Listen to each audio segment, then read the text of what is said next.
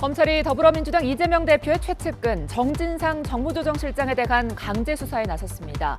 정 실장의 자택과 민주당사 사무실 등을 압수수색했는데 민주당은 보여주기 쇼를 중단하라고 반발했고 국민의힘은 법 집행에 협조하라고 압박했습니다. 경찰청 특별수사본부가 이태원 참사가 벌어진 현장 주변에 불법 구조물을 증축한 혐의로 해밀턴 호텔을 압수수색했습니다. 이임재 전 용산경찰서장 등에 대한 소환이 임박했다는 관측이 나오는 가운데 특수본은 대통령실과 행정안전부까지 수사를 확대할 가능성도 내비쳤습니다. 민주당과 정의당이 이태원 참사 진상규명을 위한 국정조사 요구서를 제출했습니다. 국민의힘은 국정조사가 수사에 지장을 주고 정쟁만 일으킬 뿐이라며 반대 입장을 거듭 밝혔습니다. 북한이 오늘 오후 동해상으로 탄도미사일 한 발을 또 발사했습니다. 북한의 탄도미사일 발사는 나흘 만인데 미국 중간선거 개표가 진행되고 있는 만큼 도발 재개 의도 등에 관심이 쏠리고 있습니다. 시청자 여러분 안녕하십니까? 11월 9일 수요일 뉴스가 있는 저녁 시작하겠습니다. 당국의 총체적인 부실 대응 사실이 속속 드러나고 있는 이태원 참사의 진상규명과 관련해 경찰의 수사와 별도로 국회 국정조사를 향한 움직임이 가시화되고 있습니다. 민주당 등 야 3당이 오늘 국정조사 요구서를 제출했고 오는 24일 국회 본회의에서 의결 처리할 것으로 보이는데요. 먼저 수사 결과를 지켜보자며 국정조사에 반대하는 국민의힘, 앞으로 본회의까지 2주 남은 기간 동안 야당과 추가 협상할 여지가 있는 건지 아니면 야당만의 국정조사로 진행될지 잠시 뒤에 자세히 짚어보겠습니다. 검찰이 이재명 민주당 대표의 최측근 정진상 정무조정실장에 대한 강제 수사에 나섰습니다. 김영 민주연구원 부원장을 재판에 넘긴 지 하루 만에 또 다른 측근인 정 실장의 자택과 사무실 등을 압수수색한 겁니다. 검찰은 과거 성남시와 경기도에서 이 대표를 보좌했던 정 실장이 대장동 일당에게서 1억 4천만 원어치 뇌물을 받은 혐의를 포착한 것으로 전해졌습니다. 나혜인 기자의 보도입니다. 검사와 수사관들이 아파트 가정집을 차례로 빠져나옵니다. 대장동 위례신도시 개발 특혜 의혹을 원점에서 재수사해온 검찰이 정진상 민주당 대표실 정무조정실장의 자택을 압수수색한 겁니다. 혹시 관련된 물증이나 이런 것들 확보된 바 있을까요? 저희 인원이 많아요. 현재 주차장 관리 기록이나 차량 출입 기록 확보됐습니까? 정 실장을 겨냥한 강제 수사는 이재명 민주당 대표의 또 다른 측근 김용 민주연구원 부원장이 구속 기소된 지 만 하루도 안 돼 전격적으로 이루어졌습니다. 수사팀은 정 실장이 사는 아파트 내부와 지하 주차장 CCTV 영상, 또 최근 차량 출입 기록도 확보했습니다. 정 실장이 근무하는 국회 민주당 대표 비서실과 서울 여의도 민주당사의 대표 비서실도 압수수색 대상에 포함됐습니다. 영장에는 특정범죄 가중처벌법상 뇌물과 부패방지법 위반 등의 혐의가 적시됐습니다. 검찰은 정 실장이 과거 성남시와 경기도 공무원으로 일하며 유동규 전 본부장을 비롯한 대장동 일당에게 각종 직무 관련 편의를 봐주는 대가로 모두 합쳐 1억 4천만 원어치 뒷돈을 받은 혐의를 포착한 것으로 전해졌습니다. 구체적으로는 지난 2013년부터 명절 떡값이나 유 전 본부장이 차린 다시마 비료업체 유원홀딩스의 사업 관련 청탁을 들어주는 명목으로 3천만 원씩을 챙겼다고 보고 있습니다. 또 위례신도시 개발 과정에선 민간 사업자들에게 업무상 알게 된 사업 정보를 흘려주고 뒷돈을 챙겼다고 의심하고 있습니다. 앞서 정 실장은 지난 2014년 지방선거 때 대장동 일당에게서 뒷돈 5천만 원을 챙겼다는 의혹이 불거지자 생각해볼 가치도 없는 주장이라고 일축했습니다. 압수수색 현장을 참관한 변호인 역시 객관적인 증거는 아무것도 없다고 주장했습니다.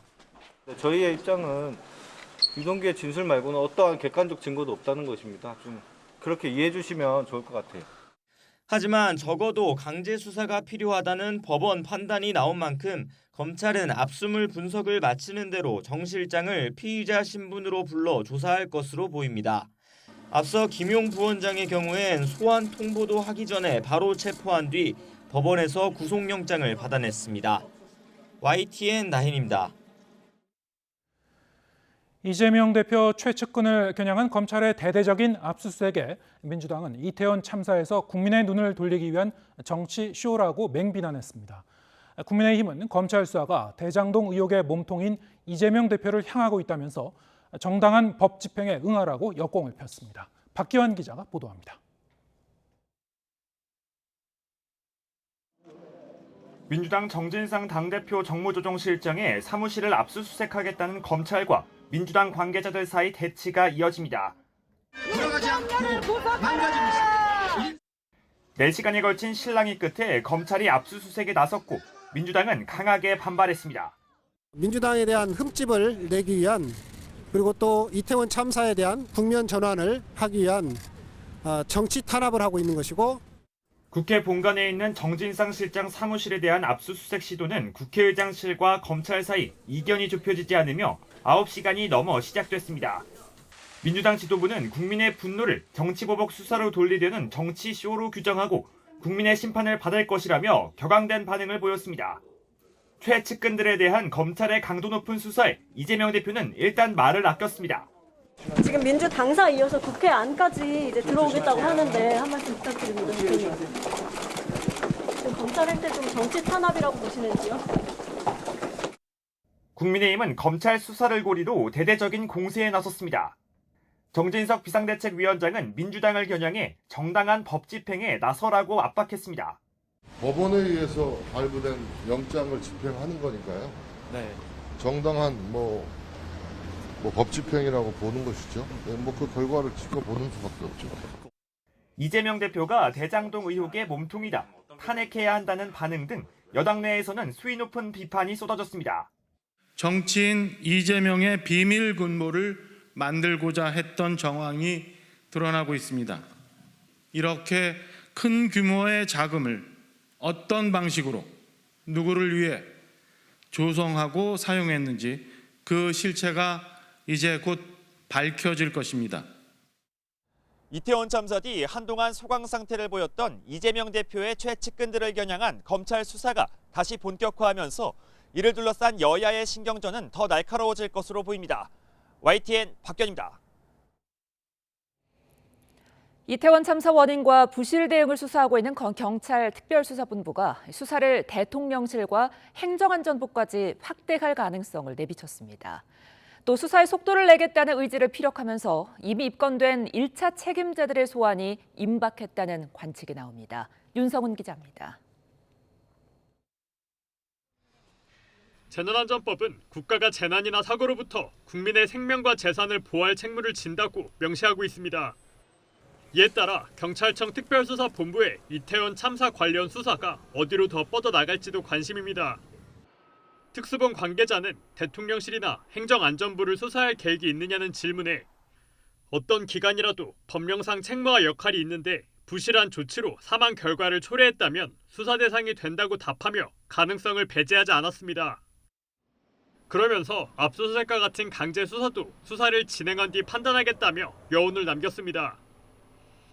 윤익은 경찰청장과 김광호 서울경찰청장에 대해선 현재 참고인 신분이라면서도 모든 가능성을 열어두고 있다고 밝혀 피의자로 전환할 수 있다는 뜻도 내비쳤습니다.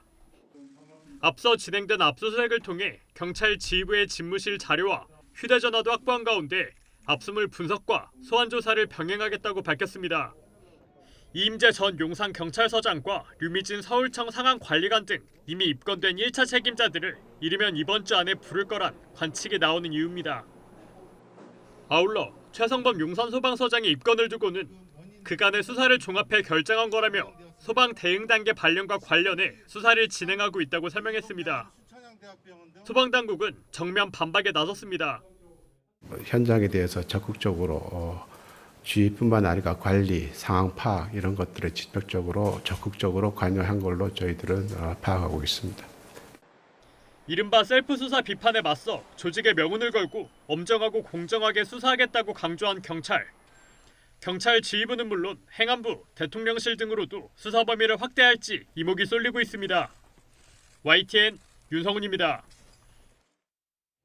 경찰청 특별수사본부가 이태원 참사가 벌어진 현장 주변에 불법 구조물을 무단 증축한 혐의로 해밀턴 호텔을 압수수색했습니다.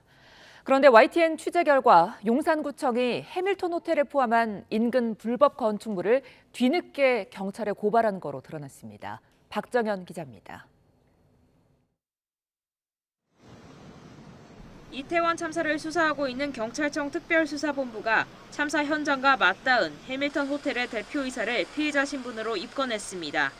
이어 호텔 건물과 대표이사 주거지 등 3곳도 압수수색했습니다.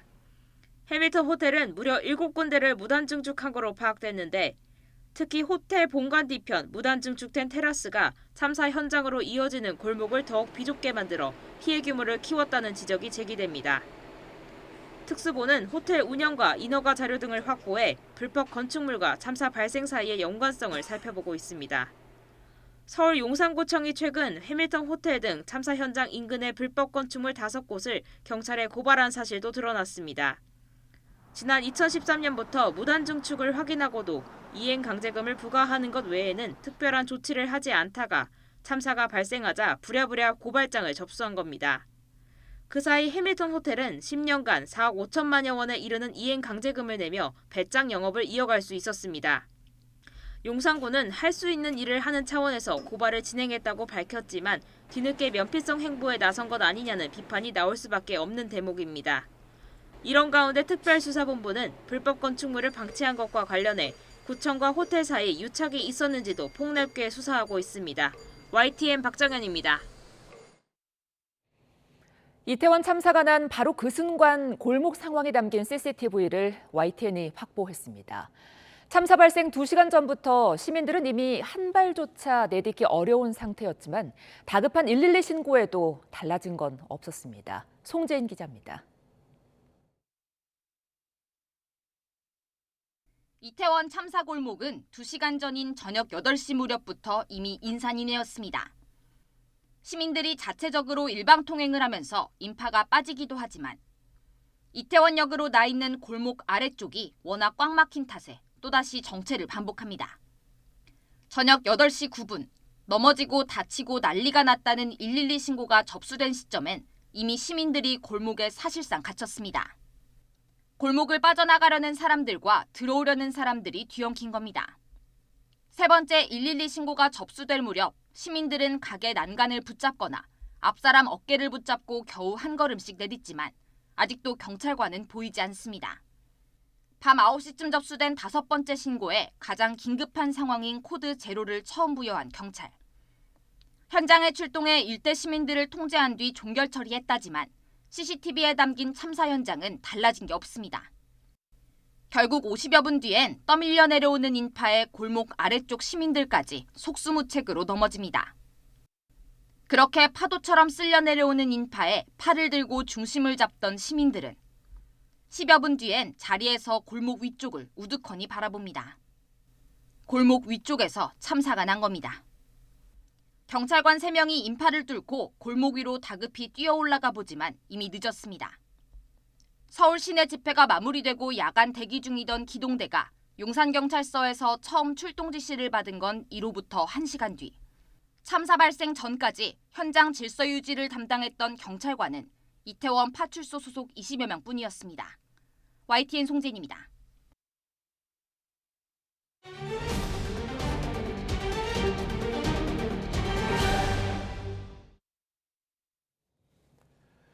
네, 오늘의 정치권 소식 정가 브리핑에서 김준일 뉴스톱 대표와 함께 짚어보겠습니다. 어서 오세요. 네, 안녕하세요. 네, 이태원 참사 수사로 잠시 수면 아래로 좀 내려가는가 했었던 게 대장동 수사. 네, 다시 이제 속도를 내고 있는 것 같습니다. 어제 김영 부원장의 기소에 이어서 오늘은 이제 정진상 실장 자택, 사무실 다 이제 압수수색을 했군요. 예, 예정된 수순이었다고 봐야 될 것 같습니다. 이미 이제 이재명 대표 최측근으로 알려진 정진상 당대표 정무조정실장이 수사 선상에 오르면서 그러면 당연히 압수수색이 들어가리라고 예상을 할 수가 있잖아요. 네. 그래서 이제 당사도 그렇고 뭐 국회 이제 본관에 있는 이제 그 당대표실 뭐 이런 데 이제 압수수색이 예상이 되는 상황이어서 오늘 민주당 분위기도 사실 굉장히 차분했습니다. 물론 초반에 약간의 대치가 있었지만은 지난번에 김용 민주연구원 부원장 관련해서 민주연구원 8층 그러니까 민주당 당사 8층에 압수수색 당했을 때는 소위 말해서 총동원령을 내려가지고 의원들이 다 모였잖아요. 예. 근데 오늘은 뭐 그런 것도 동원령도 없었고 그냥 차분하게 얘기를 하고 이런 것들이 좀 너무 이제 압수수색을 거부를 하는 것이 정치적으로도 부담이 된다 이렇게 좀 판단을 한 것 같습니다. 그래서 합리적으로 좀 얘기가 된 것 같고 방금 한 30분 전에 이제 국회 본관도 이제 압수수색이 진행이 됐거든요. 네. 그래서 김진표 국회의장이 이거는 뭐 사실상 이제 뭐 용인을 했다라고 봐야 될 것 같아요. 그 정확한 소식이 지금 용인했는지 여부는 안 알려졌는데 저도 확인을 못 하고 들어왔는데 그렇다고 본다라면은 이제 뭐 이제 본격적으로 수사가 진행된다 이렇게 봐야 될 것 같습니다. 근데 일전에 저희 코너에 출연하셔서도 말씀하셨습니다만 국회 이제 본관에 대한 압수수색은 사실 좀 전례를 이렇게 찾아보기가 쉽지 않은 그런 경우여서요. 네. 이렇게 압수수색을 할 경우에는 상당히 야당 민주당 쪽에 이제 반발이 클 것이다, 클 수밖에 없을 것이다 이렇게 전망을 하셨었거든요. 그렇죠. 근데 오늘 이제 국회의장도 사실은 임의 제출을 이제 제안했었고, 그래서 좀 그 압수수색이 좀 미뤄지지 않는가 싶기도 했는데 결국에 이제 압수수색을 이제 진행했다고 하고요. 어떻게 이제 진행되는지는 좀 따져봐야 되겠습니다만 어떻습니까? 이 압수수색 자체가 좀 상징적인 의미가 있습니까? 상징적인 의미는 있죠. 그러니까 국회 본관 방금 말씀하셨듯이 국회 본관이 압수수색 당한 사례는 거의 저는 없는 걸로 알고 있어요. 네. 그리고 지금 의원회관 같은 경우에는 뭐 의원실이 압수수색을 당한 사례는 예를 들면 김웅 의원이 이제 공수처 고발 사주 관련해서 이제 당한 적이 있는데 뭐 최근에 이제 그게 뭐 위법했다 절차를 지키지 않았다 뭐 이런 판결도 나오긴 했는데 어쨌든 이런 부분에 있어서 상당히 검찰이 부담감을 느낄 수도 있으리라 생각했는데 거침없이 한 것으로 보아서 이거에 대한 수사 의지 이런 것들을 상당히 검찰이 보여주고 있다 이렇게 봐야 될 것 같고 말씀드렸지만은 이미 다 예정된 수순이었습니다. 사실 네. 그래서 그 안에 정진상 실장이 뭐를 뒀을 리도 만무하고 그리고 이게 굉장히 오래전에 있었던 일이잖아요. 그렇죠. 그러니까 당대표 정무실장 되기 뭐 수년 전에 있었던 일인데 거기에다가 증거자료를 뒀을 리도 없을 것 같고 그냥 검찰도 이렇게 나오리라는 걸 민주당도 알고 있었고 뭐 다들 이제 아는 상황에서 이렇게 이뤄진 좀 어떤 수사 절차였다 이렇게 봐야 될 것 같습니다. 네. 민주당 입장에서는 마음의 대비를 어느 정도 하고 있었을 것이다. 그렇죠. 예. 지금 이제 김영 부원장의 그 공소장 내용을 좀 살펴봐도 그렇고요. 지금 그 이재명 대표의 이제 최측근을 상대로 하는 이 수사 내용을 보면은 이재명 대표를 향해서 조금씩 이제 옥죄어 오는 그런 그 모양새이긴 합니다만 지금까지 이제 김영 부원장이 계속 혐의를 부인하고 있지 않습니까? 그리고 정진상 실장에 대한 그 직접 수사, 뭐 소환 조사 내지는 신병 확보가 이제 조만간 있을 수도 있겠습니다만. 지금 이 두 사람이 입을 닫고 있는 이상 검찰 입장에서는 어떤 좀 더 실증적인 증거를 찾지 않으면은 이 법정에서 상당히 좀 치열한 공방이 이루어질 수밖에 없을 것 같은데 어떻게 보시는지요? 일단 검찰이 어디까지 지금 이 관련해서 이재명 대표가 이 정치자금과 관련해서 연루됐는지에 대해서 어디까지 확인을 하고 수사를 했는지에 대해서 알려진 바가 없습니다. 그리고 공소장에 다 쓰는 건 아니니까요. 예, 공소장에 다 쓴 건 아니고 공소장에서도 이를테면 공모했다 이렇게 쓴 게 아니라 그냥 이름이 여러 번 언급이 됐는데 이거는 유동규 씨가 이를테면은 대선 자금으로 줬다라고 진술을 했기 때문에 이름이 나오는 것 자체는 불가피한 상황이었어요. 네. 그리고 또 전의 사례를 보면 성남FC 후원금 의혹과 관련해서 성남시 전 전략기획팀장하고 두산건설 전 대표가 기소됐을 때 그때도 이재명과 정진상이 공모했다 이렇게 공소장에 있었거든요. 근데 사실 그 공소장이 언론에 보도된 이후로 뭘 공모했는지 뭐 언제 몇 월 몇 시 어떻게 공모했는지 구체적인 내용은 다 나오지 않았습니다. 네. 어떻게 보면은 이런 공소장에 적힌 내용을 지금 그대로 받아들이기에는 좀 어려운 상황이다. 오히려 뭐 이거는 아직 알 수는 없습니다만 검찰의 어떤 수사 의지를 공소장에 좀 담은 거 아니냐 뭐 이렇게도 해석될 수가 있는 거죠. 그래서 그 부분은 이제 향후 수사 과정을 좀 지켜봐야 될 것 같습니다. 네. 이제 법정에 가서 이제 어떤 그 추가적인 사실이 나오는지 어떤 진술이 나오는지를 좀 그 주목해 봐야 되겠습니다만 어떻게 보시는지요? 이재명 대표에 대한 어떤 직접 수사로 좀 이어질 수 있는 그 형국입니까 지금? 직접 수사 전에 일단은 참고인 조사로 이제 출석 요구를 할 가능성은 매우 높다라고 저는 보고 있습니다. 일단은 제가 판단하기에는 정진상 실장 같은 경우에는 아마 체포영장을 발부해가지고 체포를 할 가능성이 높고 김용 민주연구원 부원장처럼 비슷하게 예. 흘러갈 가능성이 상당히 높다라고 보고요. 다만 이재명 대표 같은 경우에는 진짜 대선 자금이면 이거는 엄청난 파급력이 있는 거잖아요. 예. 이거를 이를테면 피해자로 전환하는 거 이거는 정말로 물증이 있지 않는 이상 상당히 쉽지 않은데 지금 돈이 어떻게 쓰였는지도 알 수 없고 정말로 개입을 했는지 그게 대선 자금인지 심지어는 돈이 오갔는지조차 아직도 물증은 없는 진술만 있는 상황이잖아요. 그렇게 본다라면 일단은 참고인 조사 방식으로 처음에는 운을 떼는데 그거에 이재명 대표가 피의자로 전환되는지 여부는 사실 지금 진행되고 있는 김용 부원장과 그리고 향후 진행될 정진상 실장에 대한 수사에 달려 있다 이렇게 봐야 될 것 같습니다. 네. 민주당 입장에서는 지금 야당 탄압이라고 뭐 거세게 반발하고 있고요. 그러면은 지금 향후 예정된 수순, 지금 말씀하신 것까지 다 포함해서 가장 주목해봐야 할 이제 관전 포인트라면 뭐를 이제 좀 꼽아봐야 될까요? 일단 검찰이 김용 부원장이 정말로 돈을 받았는지 6억 원을 받았다라고 했지만 지금 진술만 있는 상황이잖아요. 그리고 남욱이나 이를테면 이런 사람들이 유동규한테 준 것까지는 거의 이제 뭐 여러 명의 진술이 일치하니까 확인이 되는데 그게 정말로 남욱이 이를테면은 그러니까 유동규가 김용한테 주는 거를 남욱이 본 건 아닙니다. 그러니까 필요하다라고 하더라라고 해서 본인은 전달했을 뿐이잖아요. 그러니까 이 부분에 사실 약간 허점이 있는 거예요. 그래서 검찰이 어디까지 이제 그거를 확인할 수 있는지 그걸 봐야 되는데 지금은 뭐 김용 부원장 같은 경우에는 지금 검찰에 소설 쓰고 있다라고 주장을 하고 있고 아예 묵비권을 행사하고 있잖아요. 네. 그러면은 진술만 가지고 이제 이게 재판에 가야 되는 상황인데 이건 알 수가 없어요. 예를 들면은 예전에 홍준표 의원 같은 경우에도 1억 원 수수 이제 성완종 리스트에 올라가지고 결국 대법원에서 무죄 났거든요. 그것도 진술만 그러니까 메모장만 있었던 거잖아요. 그러니까 그런 부분들은 향후 좀 수사를 좀 지켜봐야 될 것 같고요. 결국은 검찰이 정말로 물증을 어디까지 확보했느냐, 요게 좀 달려 있다 이렇게 봐야 될 것 같습니다. 예, 알겠습니다. 오늘 이제 민주당을 비롯한 야3당이 국정조사 요구서를 이제 제출했습니다. 이태원 참사의 진상 규명과 관련한 국정조사. 자, 이제 국민의힘은 지금 계속 이제 반대 입장이고요. 하지만 그럼에도 불구하고 이 국회 다수 의석을 점하고 있는 민주당의 이제 단독 처리가 좀 가능한 상황이죠. 예, 24일 본회의에서 이제 처리를 한다라는 거고 181명 의원 여기에는 이제 민주당, 정의당 그리고 기본소득당이 찬성을 했고요. 네. 시대전환하고 국민의힘은 반대를 한 그런 상황입니다.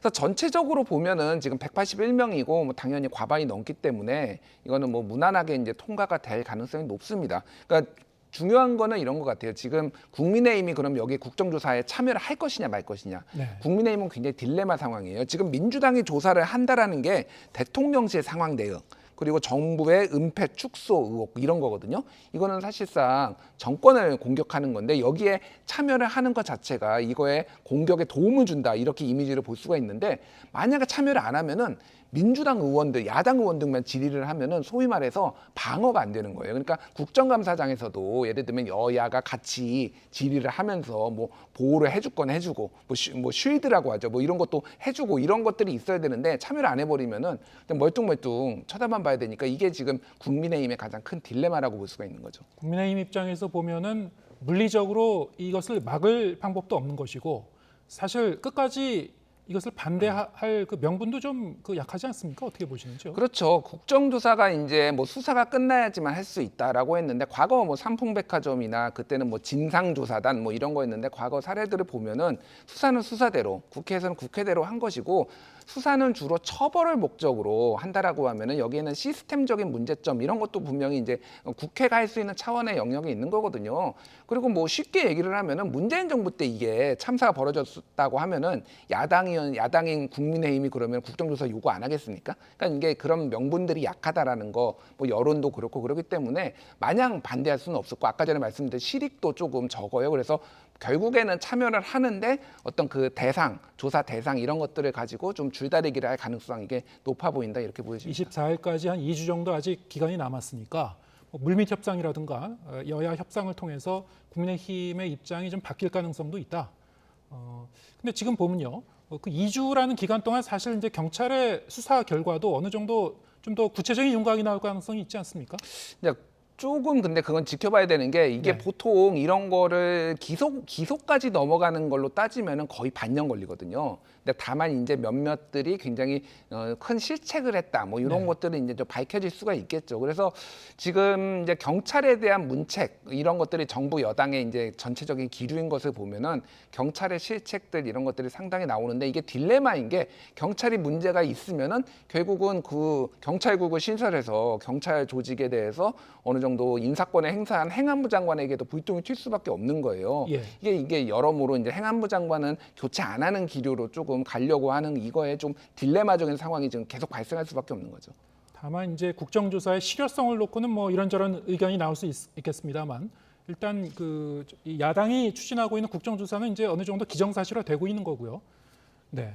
근데 과거에 보면은 이렇게 경찰 수사와 어떤 이런 이태원 참사에 준하는 큰 이 사건이 일어났을 때 경찰 수사와 국정조사가 동시에 진행된 적이 종종 있었습니까? 예, 아까 전에 말씀드렸듯이 뭐 성수대교라든지 예. 약간의 뭐 시차들은 있는데 삼풍백화점이라든지 이런 것도 국회 진상조사단 뭐 이런 걸로 이런 이름으로 이제 한 적이 있었거든요. 네. 그래서 그거 자체가 완전히 유례가 없는 일이다 이렇게 보기는 좀 힘듭니다. 네, 뭐 이태원 참사와 뭐 이렇게 비견할 만한 과거의 이런 그 참사에서도 이런 국정조사는 비슷한 방식으로 이제 진행이 됐었다.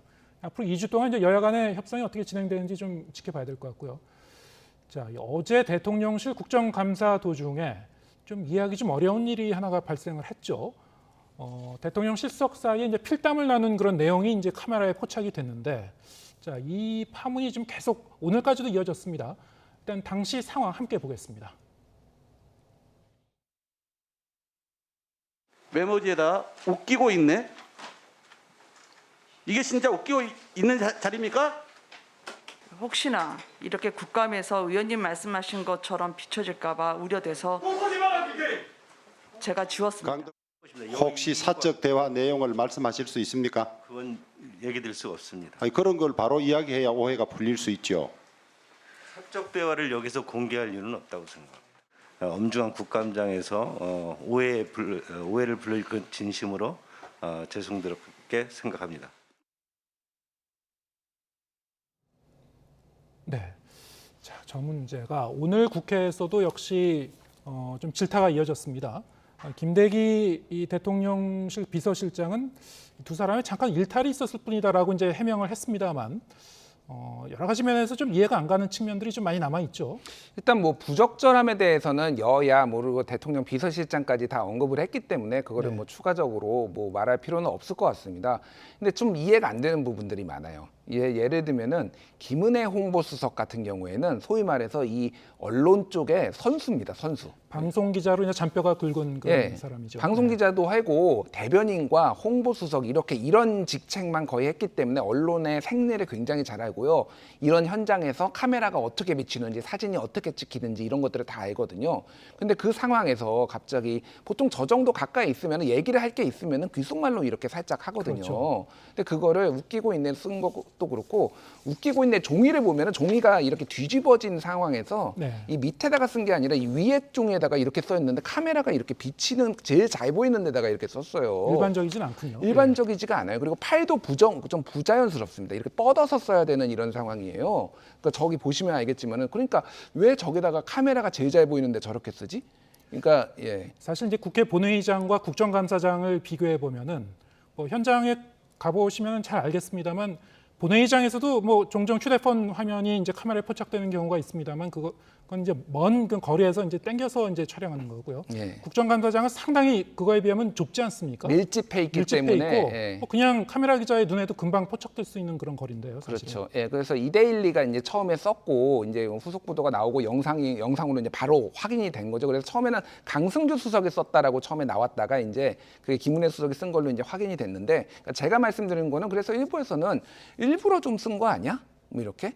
좀 이런 얘기까지 나오고 있어요. 그러니까 이게 좀 워낙 상황 자체가 비정상적이라서 그래서 그날 이제 대통령실 국정감사의 뭐 상황을 보면은 이제 청담동 술자리 의혹과 관련해서 질의가 강덕구원의 질의가 이어졌고 이태원 참사 이런 것들이 막 질의가 있었는데 이게 웃기고 있네가 나옴으로 인해서 다 보도가 웃기고 있네만 지금 다 나온 상황이에요. 그리고 이제 풍산계 하향 논란 이거가 거의 기사를 덮어가지고 뭐 그런 하여간 음모론 섞인 약간 이런 의견도 있을 정도로 이게 좀 납득이 안 된다. 김은혜 수석이 이런 이제 의견들도 있다라는 거를 좀 전해드리는 거고요. 어쨌든 이태원 참사가 뭐 저런 그 기사로 덮을 수 있는 거는 아닌 것 같습니다만. 그럼에도 불구하고 너무나 이해하기 좀 어려운 그런 현상이기 때문에. 그런 그 음모론적인 그런 얘기도 일부 나오고 있다 그런 말씀이죠. 그런 얘기들이 뭐 제가 주장을 하는 게 아니라 그 정도로 좀 비상식적인 상황이었다라는 거를 말씀을 드리고 그래서 어쨌든 지금 뭐 계속 이제 사과를 지금 뭐 몸을 바짝 낮추고 지금 사과를 하고 있는 상황인데 지금 야당에서는 민주당에서는 지금 이제 국회 모욕죄로 지금 고발까지 한다라고 좀 아주 뭐 당 방침이 정해진 건 아니지만 진성준 원내수석 부대표가 지금 그런 얘기까지 한 상황이라서 파장은 좀 더 지켜봐야 될 것 같습니다. 네. 국회 모욕죄로 이제 고발까지 하겠다. 자, 이게 뭐 실현될 거라고 보십니까? 뭐 모르겠습니다. 근데 저 상황에 있어서 지금 민주당의 어떤 전체적인 강공 드라이브로 봤을 때는 일단은 뭐 고발까지 한 이후에 나중에 취하를 하더라도 지금은 좀 이 부적절함에 있어서는 어쨌든 뭐 문제가 있기 때문에 분명히 그런 조치를 좀 취할 가능성이 높다 이렇게 보여집니다. 네. 그냥 단순 해프닝으로 보기에는 좀 여러 가지로 지금 말씀하셨습니다만 이해할 수 없는 그런 측면이 있고 하지만 그럼에도 불구하고 뭐 진실은 그 두 사람밖에 모르겠죠. 네. 대통령실은 뭐 아니라고 계속 이제 얘기를 하고 있으니까요. 하지만 앞으로 이제 뭐 국회 모욕죄까지 나왔으니까 앞으로 이제 이 사태가 어떻게 진전이 되는지 좀 지켜보겠습니다. 김준일 뉴스톱 대표와 함께했습니다. 고맙습니다.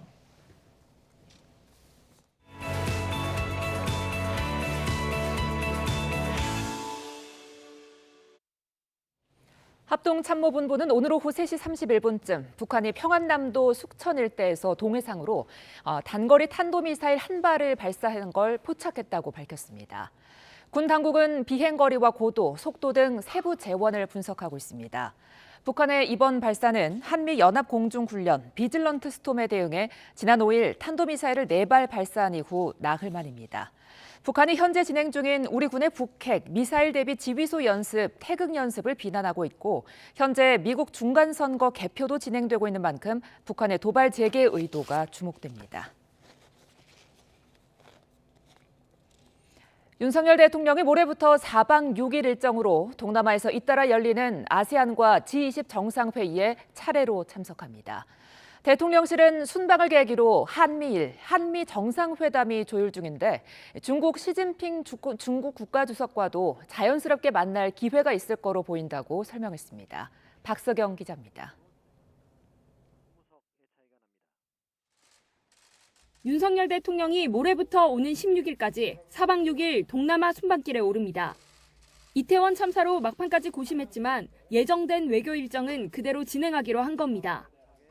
윤 대통령은 우선 모레부터 캄보디아 프놈펜에서 열리는 한 아세안 정상회의와 아세안 플러스 한중일 정상회의에 참석합니다.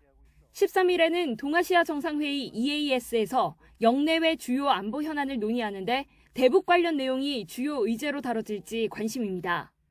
동맹 외교, 자유와 연대를 기반으로 한 다자 외교로 이어져 왔는데 이번에 인도 태평양 전략으로 대표되는 지역 외교의 퍼즐을 맞춤으로써 윤석열표 대외 정책의 기본 틀이 완성되는 것입니다.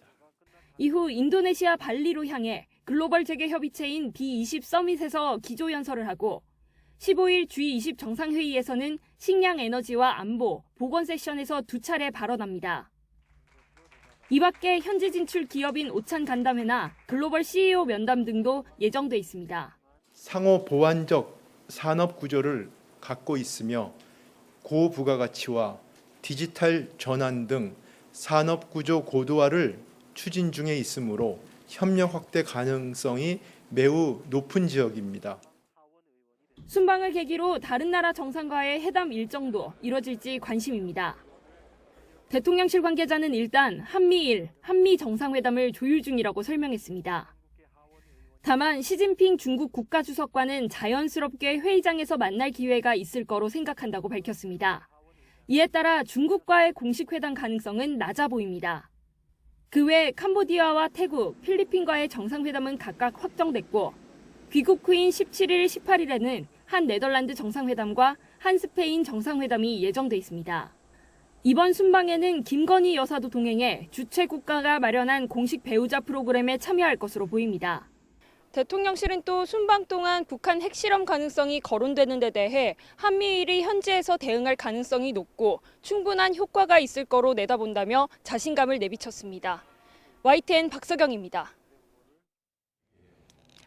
네, 미국에선 중간선거 개표가 진행 중인데요. 민주당이 다수 의석을 차지했던 하원은 공화당으로 넘어가게 됐습니다. 상원 선거는 예상대로 박빙의 상황이 벌어지고 있습니다. 국제부 연결합니다. 김태현 기자. 네, 국제부입니다. 네, 지금 개표가 한창인데요. 하원이 역시 공화당이 앞서고 있다고요? 네, 선거 결과를 전망하는 언론사마다 차이가 있기는 하지만 미국 공화당은 4년 만에 하원을 탈환하게 됐습니다. CNN은 현재 공화당 198대 민주당 178로 집계하고 있습니다. 20석의 차이가 납니다. 현재 당선 예측 속도가 가장 빠른 ABC 뉴스는 공화당 207대 민주당 188로 집계하고 있어 공화당이 과반 의석인 218석에 거의 근접한 상태입니다.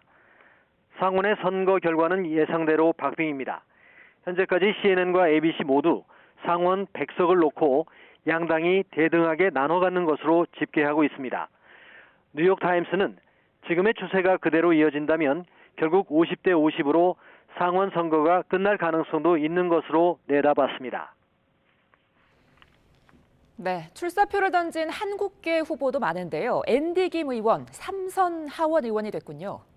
그렇습니다. 앤디 김 의원이 이번에 연방 하원 의원에 출마한 한국계 의원 4명 가운데 가장 먼저 당선 소식을 알렸습니다. 민주당 소속 뉴저지주 앤디 김 의원은 김창준 의원에 이어 26년 만에 한국계 3선 연방 하원 의원이 됐습니다. 4년 전인 2018년 현역 의원을 어렵게 꺾고 22년 만에 처음으로 한국계 하원 의원이 됐던 앤디 김은 외교 전문가로 지난 8월 펠로시 하원 의장의 아시아 순방 때 동행했습니다. 김순자라는 한국 이름으로 잘 알려진 메릴린 스트릭랜드 민주당 하원 의원도 워싱턴주에서 재선에 성공했습니다. 그리고 공화당의 영김 의원은 50% 이상 개표가 진행된 가운데 상대 후보를 크게 앞서고 있습니다. 역시 공화당 미셸 박 스틸 의원도 상대 후보를 10%포인트 이상 앞서고 있어서 한국계 하원 의원 4명 모두 연임이 기대되고 있습니다. 네, 이번 선거로 인플레이션 감축법처럼 우리나라에 영향을 미치는 정책에도 혹시 영향이 있을까요? 공화당은 바이든 대통령의 공약인 인플레이션 감축법을 손보겠다는 입장을 여러 차례 밝혀왔습니다. 하지만 법안 수정이 쉽지 않은 데다 자국 우선주의를 내세우는 부분은 공화당도 손대지 않을 가능성이 높다는 관측이 나옵니다. 대북 정책과 관련해 민주당보다 강경한 입장을 밝혀온 공화당이 다수당이 될 경우 외교위원회의 기류가 바뀔 수 있습니다.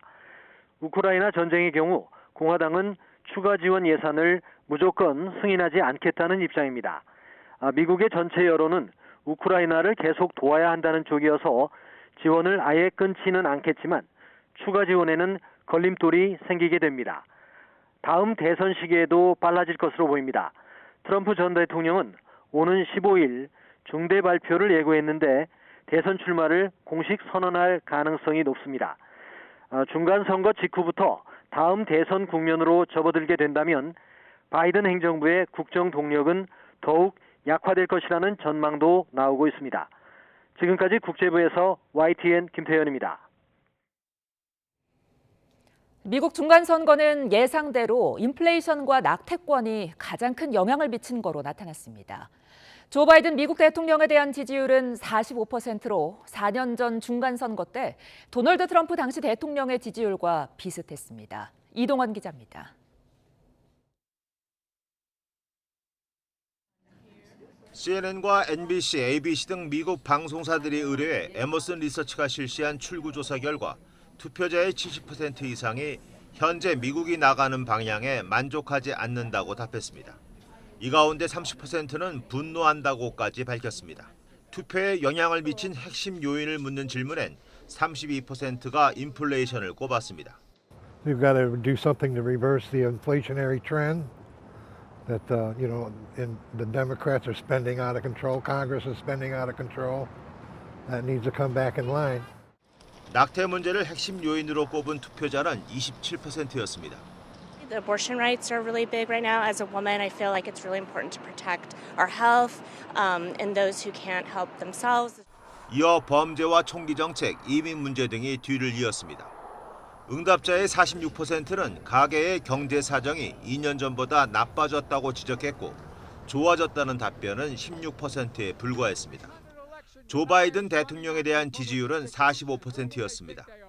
4년 전 중간선거 때 당시 트럼프 대통령의 지지율과 비슷한 수치로 2024년 대선에서 바이든 대통령의 재출마를 원치 않는다는 응답이 약 70% 나왔습니다.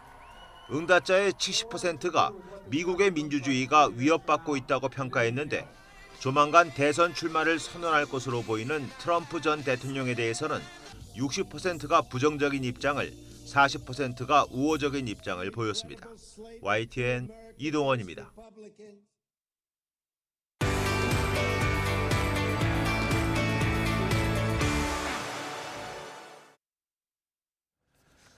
미국 중간선거 결과와 10월 소비자 물가 지수 발표를 앞두고 원달러 환율이 2달여 만에 1,360원대로 내려왔습니다.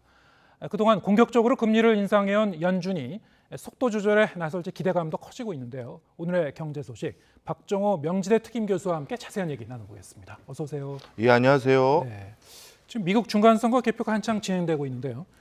뉴욕 증시 3대 지수는 일제히 상승했습니다. 이번에 이제 미국 중간선거의 최대 화두가 경제와 인플레이션이라고는 합니다만 이 중간선거와 뉴욕 증시 지수 이게 좀 연관성이 있는 겁니까?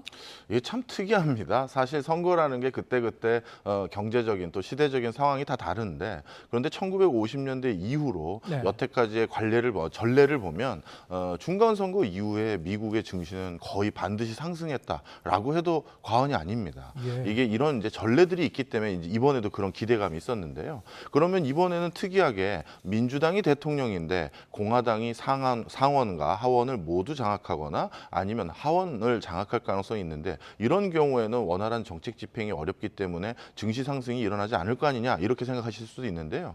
또 예전의 경우를 보면 민주당 대통령이고 양원 모두 상원이거나 아니면 양원 중에 공화당과 민주당이 섞여 있었을 때 또는 민주당이 또 장악했을 때 어떤 경우든 간에 중간선거 이후에는 또 증시가 상승했어요. 그러다 보니까 이런 여러 가지 어떤 직접적인 관계가 꼭 있다고 설명하기는 어렵습니다만 이번에도 그런 전례에 비슷하게 증시가 상승하는 흐름은 보였습니다. 네, 우리나라 증시도 보면은 왜 코스피가 올랐냐? 그러면 거기에 뚜렷한 이유가 없이 오르는 경우도 종종 있기 때문에 맞습니다. 증시의 어떤 특징인 것 같기도 합니다. 그럼요. 저희 같은 사람들도 이제 설명을 어떻게든 하려고 하는데 예. 잘 모를 때도 솔직히 많죠. 예. 네.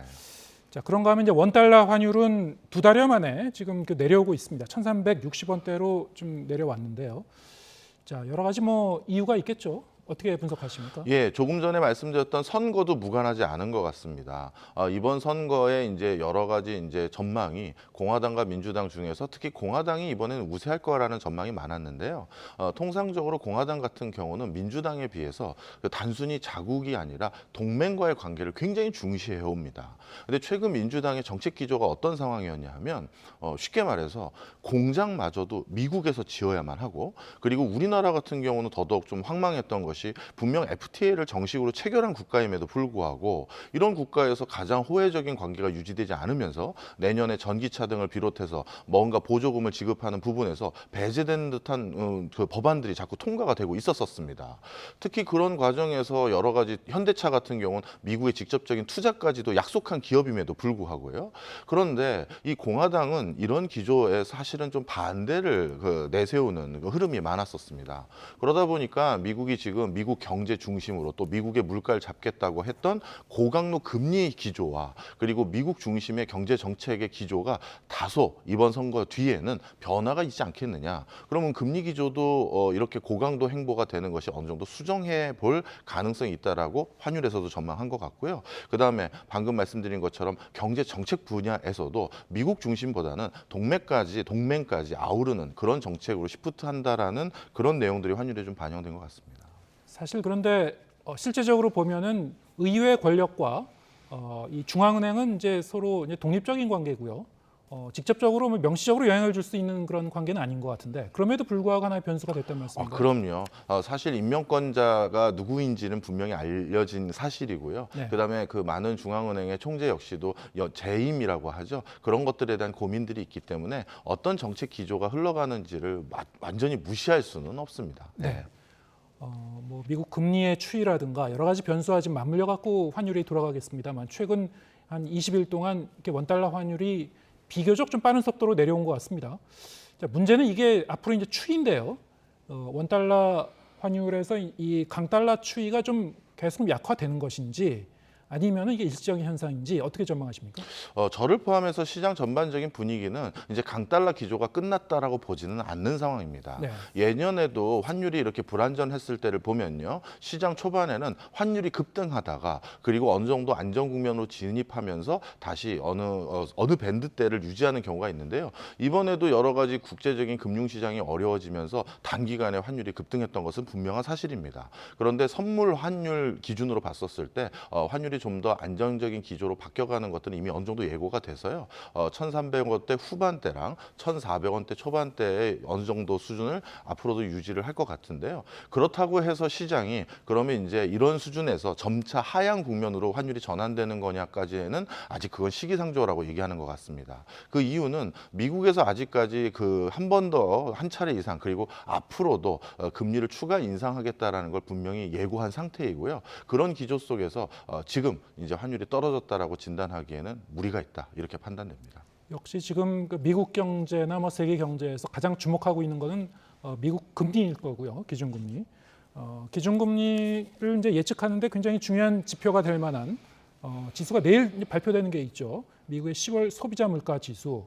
그동안에 이런 급격한 금리 인상으로 인플레를 어느 정도 잡았는지 안 잡았는지를 좀 가늠할 수 있을 것 같습니까? 어떻게 전망하시는지요?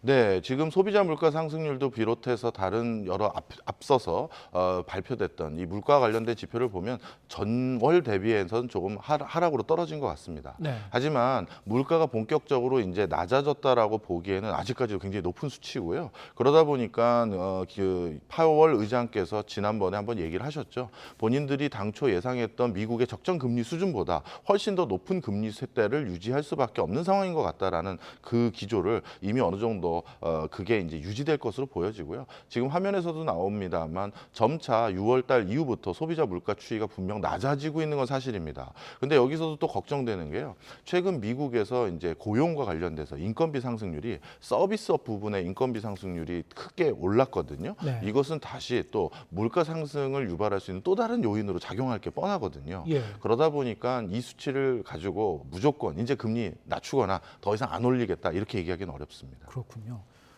지난 2일 연방공개시장위원회에서 이제 파월 의장의 얘기를 들어봐도 지금 말씀하신 대로 이 최종적인 기준금리 수준이 이전의 예측보다 높아질 수 있다 이렇게 얘기를 했고 또 다른 한편에서는 또 기준금리 인상 속도 조절 가능성도 언급하고 좀 양방향으로 언급한 측면이 있는 것 같아요. 그래서 앞으로 좀 이거를 예단할 수는 없는 것 같은데 어떻게 보십니까? 그래도 워낙에 이 몇 개월 동안 너무나 빠른 속도로 올라왔기 때문에 자이언트 스텝을 연속으로 이렇게 한 적이 없지 않습니까?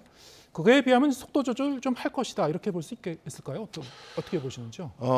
좀 이렇게 보시면 좋을 것 같아요. 저렇게 직을 가지고 계신 분들의 입장을 아셔야 될 것 같아요. 발언에 대해서. 예. 이런 거를 저희는 이제 구두 개입이라고 하는데 실질적으로 파월 의장도 이렇게 단기간에 고금리를 했었을 때 여러 가지 부작용이 심화될 수밖에 없다라는 걸 잘 인지하고 계십니다. 예. 그렇다면 다음번이라도 본인 스스로도 금리를 3단계가 아니라 2단계든 좀 이제 덜 올리기를 바라는 마음이 있을 텐데요. 그것을 가장 좋게 실현하는 방법은 방금 말씀하신 것처럼 구두 개입을 통해서 나는 더 물가를 잡을 때까지 고강도의 금리 기조를 계속 유지할 것이다 라는 시그널을 주면 정말 그 정부 차원에서 중앙은행 차원에서 물가를 잡기 위한 노력을 계속 강조하고 있구나, 계속 경조하고 있구나 생각을 해서 민간에서 거기에 대한 반응을 보일 가능성이 많아요. 네. 그러다 보니까 발언 스스로를 저렇게 더 강도 높게 하는 것 자체도 실질적으로 난 꼭 금리를 올리겠다라는 그런 어떤 예고성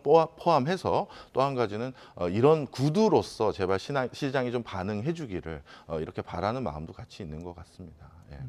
그러면 우리나라 기준금리는 어떤 영향을 미칠 것 같습니까? 네, 한은 총재께서도 한번 말씀을 하셨어요. 예전에 언론 인터뷰 때요. 우리 한국은행은 미국 연준으로부터 완벽하게 독립될 수 없는 것이다. 네. 왜냐하면 환율이라든가 이런 것들의 영향을 지대하게 받을 수밖에 없으니까요.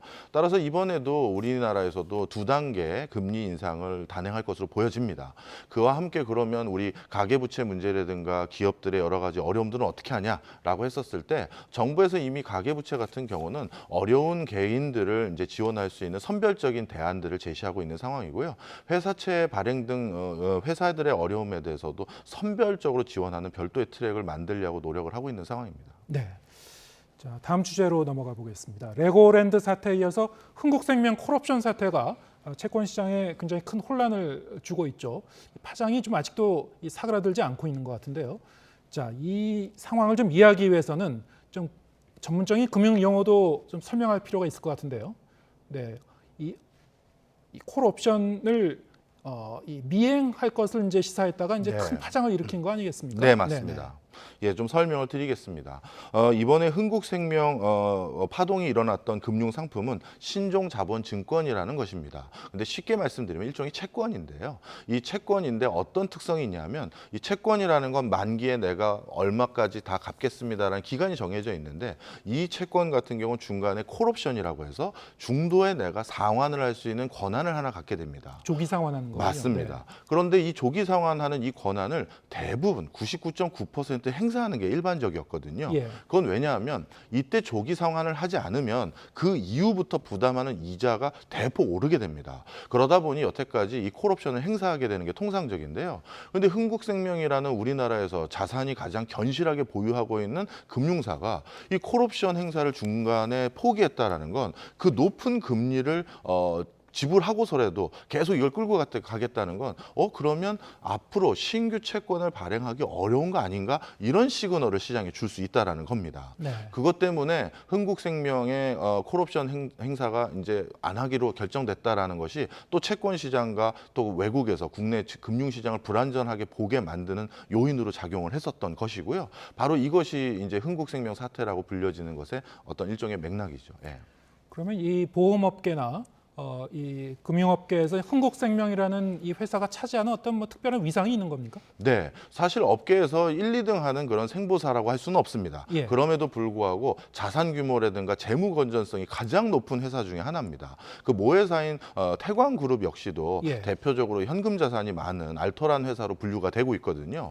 그렇다면 이렇게 재정 건전성이 좋은 자금 건전성이 좋은 회사 자체도 콜옵션을 이렇게 중도 상환을 안 하는 것으로 결정을 했다라는 건 한국 경제에 뭔가 문제 있는 거 아니야? 이런 국내외적인 시그널을 줄 수 있는 사태였기 때문에 이게 그런 상징적인 의미가 있었던 것이죠. 결과론적으로는 이 정도의 또 큰 파장이 일어날지 모르고 몰랐던 판단을 거죠. 내렸던 거 맞습니다. 결과론적으로는 오판이라고 볼 수 있을 것 같은데요. 예. 결국엔 이제 금융당국이 좀 개입을 해서 다시 조기 상환을 하기로 결정했다고 봐야 될까요? 예, 맞습니다. 사실 흥국생명이 자산 자체가 없는 회사는 아닌데요. 예. 이 콜옵션을 행사를 할 경우 이 전액 이걸 중도 상환해야 되는데 그 자금을 온전히 자기 혼자 부담을 했을 경우에는 보험사로서 적정하게 가지고 있어야 될 자기 자본 비율이 일부 낮아지게 됩니다. 네. 그럼 또 다른 문제가 생기거든요. 그래서 이번에 정부 사이드에서도 유동성을 어느 정도 지원을 해줄 테니 이 중도 상환을 해줬으면 좋겠다라는 시그널을 줬고 그렇게 입장을 번복한 것으로 확인이 됐고요. 그다음에 요 전에도 한 번 이런 비슷한 사례가 딱 한 번 있었습니다. 네. 우리은행에서도 신종채권에서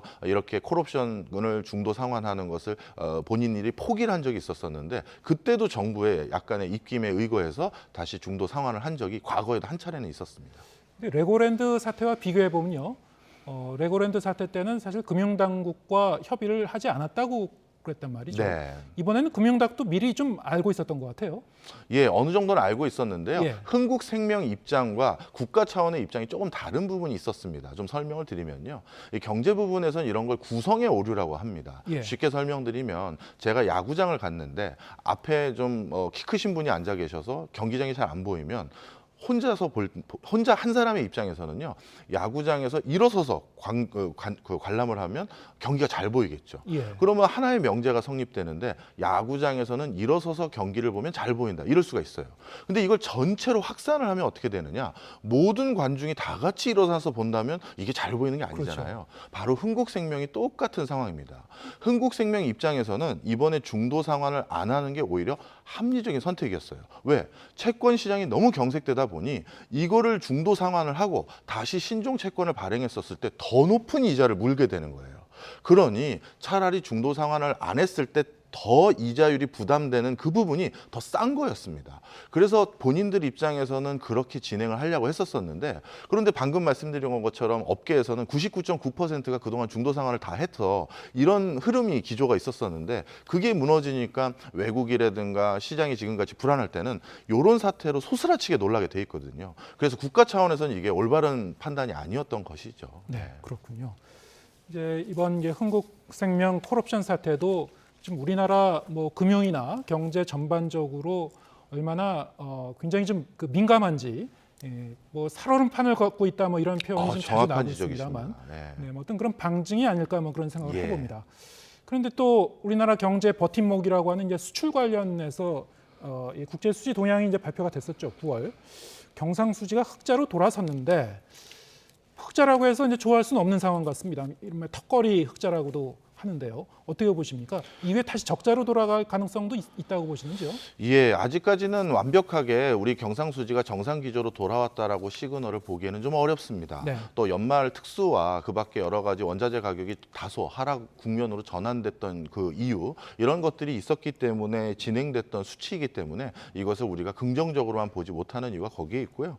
그다음에 내년에도 완벽하게 초창기에 물가가 잡혔다라는 시그널을 보기는 어려운 상황입니다. 이런 상황에서 해외 많은 국가들의 오히려 경제가 더욱더 어려워지고 있는 상황에서 우리 물건을 사줄 수 있는 해외 국가의 경제가 어려워지니까 네. 수출도 앞으로 더욱더 좀 위축될 가능성이 높다라는 점 때문에 이게 우리가 그 긍정적으로만 보기는 어렵고요. 특히 우리나라의 주력 수출 품목인 반도체 같은 경우는 업황이 자꾸 안 좋아지고 있는 추세예요. 예. 그런 것들마저 고려했었을 때 이게 일시적인 경상수지 흑자가 아닌가라는 진단도 많이 있는 상황입니다. 안심할 수만은 없는 예. 상황이다. 알겠습니다. 박종호 명지대 특임 교수와 함께했습니다. 고맙습니다.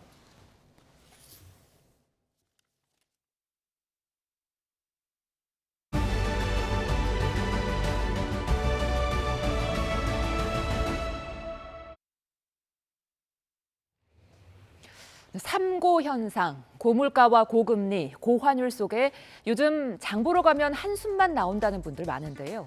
택시비와 우유값처럼 생활과 밀접한 비용이 줄줄이 인상을 앞두고 있어 근심이 커지고 있습니다. 먼저 우유값입니다. 서울우유는 조만간 리터당 소매 가격을 200원 정도 인상할 거란 전망이 나오는데요. 애초 예상보다는 인상폭이 크지 않지만 시장에는 적지 않은 영향을 줄 수 있습니다. 아이스크림과 빵, 커피, 유제품 등 우유가 들어가는 식품 가격이 줄줄이 오르는 이른바 밀크플레이션이 우려되기 때문이죠. 이 때문에 카페나 빵집을 운영하는 자영업자들의 고민도 깊어지고 있습니다. 여기에 더해 식용유나 밀가루 같은 가공식품도 큰 폭으로 올랐는데요. 지난달 가공식품 물가지수는 지난해보다 10% 가까이 올랐습니다. 지난 2009년 5월 이후 최대 상승률로 장보기가 무섭다는 말이 절로 나오는 이유입니다. 장바구니 물가뿐만이 아닙니다. 당장 다음 달부터 서울시의 택시 요금도 인상되는데요. 먼저 심야 할증 시간이 밤 10시로 2시간 앞당겨지고 승객이 몰리는 밤 11시부터 새벽 2시까지는 할증률이 40%까지 늘어납니다. 또 내년 2월부터는 기본요금 역시 3,800원에서 4,800원으로 1,000원 오르는데요. 기본 거리는 2km에서 1.6km로 줄어서 승객 부담은 더 커졌습니다. 전기와 가스 등 공공요금도 시민들을 버겁게 하는 요인이죠. 지난달 도시가스 요금은 36.2%, 전기요금은 18.6%, 지역 난방비는 34%가 올라 통계 작성 이래 가장 높은 인상률을 기록하며 겨울을 코앞에 두고 난방 걱정이 커지고 있습니다. 정부는 취약계층에 대한 금융 지원을 확대해 소액의 긴급 생계비 등을 빌릴 수 있도록 하겠다고 밝혔는데요. 하지만 가파른 물가 상승에 서민들의 겨울나기가 어느 때보다 힘들 수 있다는 전망도 나옵니다. 코로나19 신규 환자가 이틀 연속 6만 명대를 기록하는 등 7차 재유행이 당초 예상보다 일찍 본격화하고 있습니다. 정부는 겨울철 유행의 정점이 될 다음 달쯤엔 하루 최대 18만 명까지 확진자가 늘 것으로 전망했습니다. 신윤정 기자가 보도합니다. 지난주 하루 평균 코로나19 신규 환자는 4만 2천여 명으로 집계됐습니다. 일주일 전보다 27% 이상 늘었고 여름 유행 뒤 저점을 찍었던 3주 전과 비교하면 배 이상 급증한 겁니다. 감염 재생산 지수는 1.21로 3주 연속 1을 넘어 분명한 확산세를 보여줬습니다. 이에 따라 정부는 당초 다음 달로 내다봤던 재유행 본격화 시점을 앞당겨 이미 7차 유행이 진행 중임을 공식화했습니다. 7차 유행이라고 불러도 괜찮은 상황이고 현재 유행이 맞다는 거에 대한 이견은 없습니다. 재원 중인 위중증 환자는 전주보다 23%, 사망자는 44% 넘게 급증했는데 확진자 증가에 따라 추가 증가가 예상됩니다. 주간 확진자 가운데 재감염 비율은 10.52%로 일주일 전보다 소폭 증가했고 주간 위험도는 전국 모두 2주째 중간으로 유지됐습니다. 정부와 전문가들은 이번 겨울철 유행으로 하루 최대 확진자가 20만 명까지 발생할 것으로 예상했습니다. 방역당국은 지난 여름철 유행 정점이었던 하루 최대 18만여 명 이내가 될 가능성이 크고 다음 달 또는 그 이후 정점에 달할 것으로 보고 있습니다. 정점은 변이 유입 상황에 따라서 12월 혹은 그 이후에 도달할 것으로 예측됩니다. 최대 18만 명 발생, 정점 주간의 일평균이 13만 명이었던 지난 여름철 유행 수준 이내로 발생할 것으로 예상됩니다. 정부는 또 오늘 17일 실시되는 대입 수능과 관련해 수험생이 11일 이후 확진되면 반드시 교육청에 통보해 별도 고사장에서 시험을 볼 수 있도록 해달라고 당부했습니다. YTN 신윤정입니다. 네, 이번 겨울철 코로나19 재유행 규모를 억제하기 위해서 정부는 백신 접종과 치료제 처방을 확대하기로 했습니다. 지금처럼 사회적 거리두기 없이 방역과 의료 역량으로 재유행에 대응하는 대신 격리 의무와 실내 마스크 착용은 유지하기로 했습니다. 김평정 기자의 보도입니다.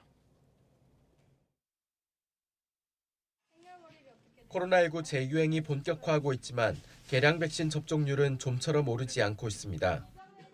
18세 이상 성인 전체의 3%, 고위험군인 60세 이상도 9%에 불과합니다. 접종을 늦게 시작한 18세부터 59세까지는 0.3%밖에 되지 않습니다. 정부는 기존 백신 접종과 감염으로 얻은 면역으로는 이번 유행을 충분히 대비할 수 없다며 특히 60세 이상은 변이 바이러스에 효과 있는 이가 백신을 꼭 접종해달라고 거듭 당부했습니다. 중증화 또는 사망을 예방하기 위해서 적극 권고하고 있고 이가 백신을 접종을 하시면 동절기 겨울철 유행에서 조금 감염을 예방하는 효과도 추가적으로 있을 것으로 기대하고 있습니다. 또 먹는 치료제를 충분히 확보하기 위해 현재 남아있는 68만 명분에 더해 내년 1분기 도입 예정이던 팍스로비드 20만 명분을 다음 달로 앞당겨 들여오기로 했습니다. 고위험군에 대한 치료제 처방을 늘리기 위해서는 시도별 처방률을 매주 점검할 계획입니다. PCR 검사는 하루 최대 85만 명 가능하고 신속 항원 검사 기관은 12,000여 곳에 이르는 등 검사 역량은 충분한 상태입니다.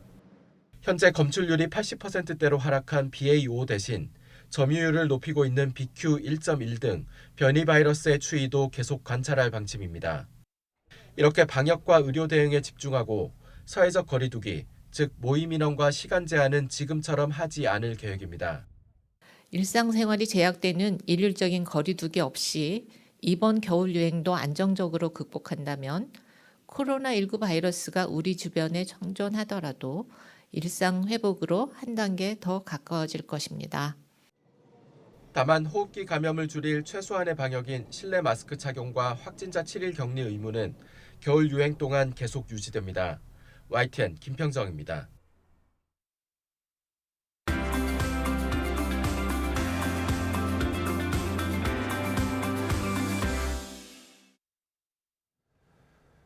네, 하나의 주제를 다양한 측면에서 들여다보는 시간, 월간 유의점. 이번 달 주제는 학교입니다. 학교는 학생들이 수업 내용뿐 아니라 교사, 친구와 어울리면서 사회생활을 배우기도 하는 우리 사회의 가장 중요한 교육기관이죠. 네, 오늘 첫 시간에는 학교의 역할과 기대하는 변화에 대한 이야기를 다룹니다. 서은수 PD 나와 있습니다. 안녕하십니까? 네, 어서 오세요. 네, 교사와 학생들을 직접 만나서 지금 변화하고 있는 교육 현장의 목소리 직접 들어보고 왔다고요? 네, 학교를 이야기할 때 당사자인 교사와 학생의 목소리가 가장 중요하겠죠. 그래서 저희 제작진이 중고등학교 교사와 학생이 만나 허심탄회하게 얘기할 자리를 마련했습니다. 학교 생활에 대해 서로 생각이 다른 부분은 무엇인지, 또 앞으로 학교는 어떻게 변해야 한다고 생각하는지 진솔한 이야기를 들어봤습니다. 영상 먼저 보시겠습니다.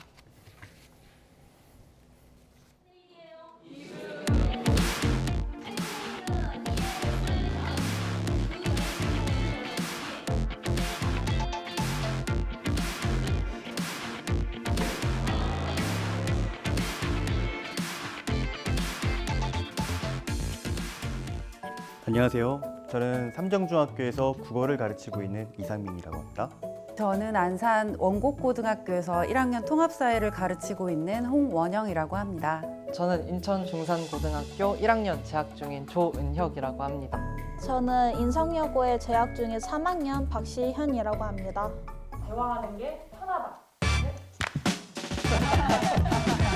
저는 좀 애매해요. 학교 가기 싫은 날이 있다. 하나, 둘, 셋. 1년 중에 좀 가끔 학교를 나가기 싫다 이런 날이 있어요. 이제 학생들 사이에서 갈등이 있고 이것을 해결을 해야 하는 날일 때, 이럴 때는 정말 누가 대신 좀 출근을 좀 해줬으면 좋겠다. 저는 특히 시험 보는 날, 하루만 더 공부를 하면 결과가 바뀔 수 있을 것 같다. 네, 그런 날. 나는 선생님, 학생과 대화하는 게 편하다. 하나, 둘, 셋. 다시 한번 해도 될까요? 하나, 둘, 셋. 요즘 이제 시대가 이제 빠르게 변하고 있잖아요. 우리 친구들의 그 변화의 속도를 잘 따라가지 못한다는 그런 생각이 조금씩 들고 있습니다. 그래서 제가 하는 말은 조금 좀 썰렁한 아저씨 개그처럼 아이들이 좀 받아들이는 것 같고, 조금 세대 차이라고 하죠. 세대 차이도 느껴지지만 그렇게 대화를 못할 정도는 아닌 것 같고요. 예전보다는 좀 더 자기 주장이 강하고 자기 권리에 대한 의식이 더 강해진 것 같아요. 설득하고 이해시키는 과정이 예전보다 필요해졌다고 많이 느끼거든요. 그러니까 지도 자체가 어렵다기보다는 이제 설득의 시간, 이해를 시키는 시간이 좀 더 걸린다는 느낌을 받고 있습니다.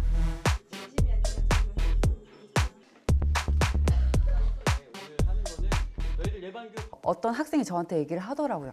학교에서만이라도 제가 인터넷을 활용하지 않을 수 있는 시간을 확보했으면 좋겠다라고 얘기를 하더라고요. 그만큼 이제 디지털에 노출되는 시간을 줄여줄 수 있다는 측면에서는 어느 정도 필요하다고 생각합니다. 핸드폰을 뺏는 걸 알고 있으니까 아이들이 노트북이나 아이패드, 갤럭시 탭 이런 거를 가져옴으로써 더 오히려 과도하게 노출이 된다고 생각을 해요. 저는 이 핸드폰 문제는 이게 규제라는 말이 좀 적절하지 않은 것 같아요. 사실은 우리 아이들을 어떤 과도한 디지털 환경으로부터 보호한다는 이런 용어를 좀 사용해야 되지 않을까. 저는 좀 질문 드리고 싶은 게 있는데 학생들이 그럼 절제 능력이 없다라고 생각하시는 건가요? 절제 능력이 있죠. 네. 있는데 분위기에 쉽게 흡수되는 특성도 청소년기에 분명히 있다고 생각을 합니다.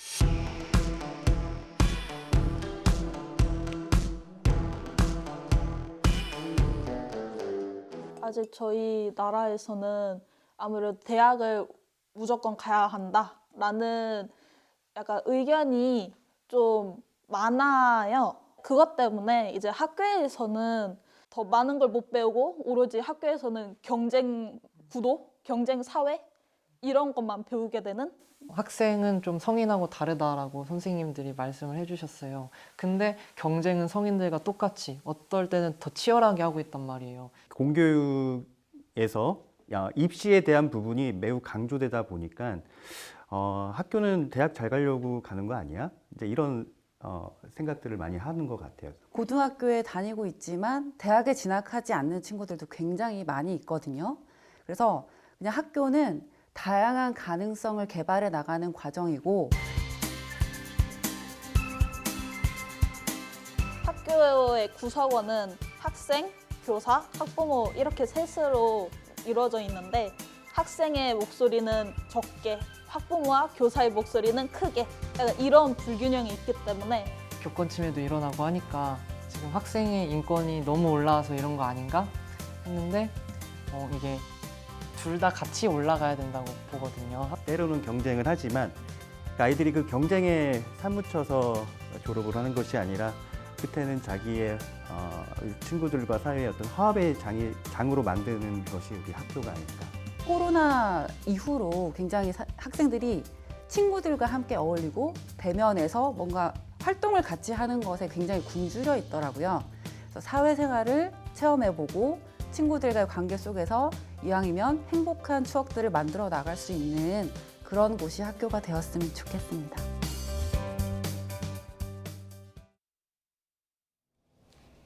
네, 겉은 비슷해 보이지만 학교는 계속 변해왔다. 이 말이 기억에 남는데요. 옛날과 비교해보면 학교가 어떤 부분에서 변화가 있었을까요? 네, 가장 눈에 띄는 건 학생 수의 변화입니다. 우리 사회의 저출산의 영향인데요. 올해 4월 기준으로 만 18세 이하 유치원과 초중고 전체 학생 수는 587만여 명으로 10년 전보다 학령 인구는 20% 이상 감소했습니다. 학령 인구가 줄면서 한 학급당 학생 수도 꾸준히 줄어들었는데요. 중고등학교의 경우 2000년대에 들어서면서 한 반에 40명 이상인 학급이 사라지기 시작했습니다. 10년 전과 비교해 보면 2012년 한 반의 학생 수는 중고등학교 모두 약 32명에서 올해 중학교는 25명, 고등학교는 22명으로 줄어들었습니다. 네, 이렇게 이제 학생 숫자의 변화 같은 물리적인 변화 말고도요, 사제 간의 관계라든가 학교 분위기라든가 이런 문화적인 변화도 있을 것 같습니다. 어떻습니까? 네, 여전히 교사와 학생의 관계는 수직적이지만 과거와 비교해보면 점점 수평적으로 바뀌고 또 학생의 인권이 전보다 개선된 측면이 있습니다. 2010년 서울시 교육청이 체벌 금지를 선언하고 이듬해 교육부가 초중등교육법 시행령을 개정해 학교 체벌을 부분적으로 금지했고요.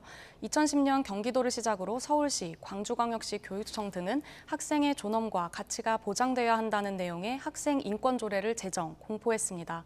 학생 인권단체와 전문가들은 학교 체벌금지 선언이나 학생 인권 조례 등이 체벌이나 복장, 두발 규제가 당연했던 학교의 풍경을 많이 바꿔놓았다고 평가합니다. 네, 이렇게 긍정적으로 바뀐 부분도 있지만 어떻게 보면 입시 경쟁은 좀 더 심해지지 않았나 싶은데 어떻습니까? 네, 입시 경쟁은 영상에서 보신 대로 교사와 학생이 모두 공감하는 부분입니다. 학생들의 여전한 입시 스트레스는 통계론도 확인할 수가 있는데요. 네. 지난 7월 시민단체 사교육 걱정 없는 세상이 발표한 설문조사를 보면 중학교 3학년의 절반, 일반 고등학교 3학년의 60% 이상이 학업과 성적으로 인한 스트레스를 받는다고 답했습니다. 학업 성적으로 인한 불안과 우울을 경험한 적 있느냐는 질문에도 일반 고등학교 3학년의 56%가 그렇다고 답했습니다. 그래서 이번 달 월간 뉴이저에서는 이런 입시 문제를 비롯해 교권 침해, 학생 인권 등 학교를 둘러싼 다양한 현안들에 대해서 당사자들의 이야기를 직접 듣고 함께 생각해볼 대안은 무엇인지 짚어보려고 합니다. 네, 학생과 교사들이 이제 직면하고 있는 교육 현장의 다양한 현안, 앞으로 한 달 동안 깊이 있는 취재 기대하겠습니다. 네, 지금까지 서은수 PD와 함께했습니다. 수고했습니다. 네, 오늘 뉴스가 있는 저녁은 여기서 인사드리겠습니다. 잠시 뒤에는 뉴스 퍼레이드가 이어집니다. 저희는 내일 저녁 7시에 다시 찾아뵙겠습니다. 함께해 주신 여러분 고맙습니다.